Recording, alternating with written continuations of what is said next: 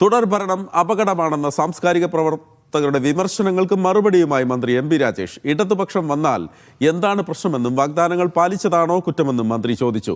10 കൊല്ലത്തെ ഭരണത്തിൽ വലിയ നേട്ടങ്ങളുണ്ടായി. അസാധ്യമായതെല്ലാം സാധ്യമാക്കുകയാണ് ഇടത് സർക്കാർ ചെയ്തതെന്നും എം.പി. രാജേഷ് പറഞ്ഞു.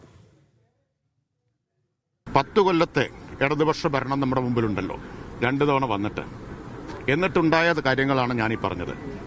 2 തവണ വന്നപ്പോൾ 5 ലക്ഷം ആൾക്ക് വീട് കൊടുത്തത് മോശം കാര്യമാണെങ്കിൽ അവർ പറയട്ടെ.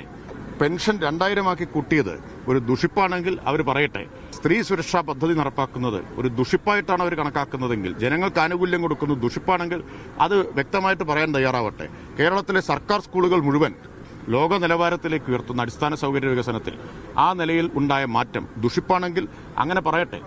ആരോഗ്യ മേഖലയിലുണ്ടായിട്ടുള്ള മാറ്റം അതൊരു ദുഷിപ്പാണോ? ആദ്യത്തെ ഹൃദയ മാറ്റം ശസ്ത്രക്രിയ കേരളത്തിലൊരു സർക്കാർ ആസ്പത്രിയിൽ നടന്നത്, കരൾ മാറ്റിവെക്കുന്നത് സർക്കാർ ആസ്പത്രിയിൽ നടക്കാൻ സൗകര്യമൊരുക്കിയത്, ഇതൊക്കെ ദുഷിപ്പാണോ അല്ലയെന്ന് ഈ പറയുന്ന ആളുകൾ പറയട്ടെ. എന്താണ് ഇടതുപക്ഷ ഗവൺമെന്റിന്റെ ഭാഗത്തുനിന്നുണ്ടായ വീഴ്ച?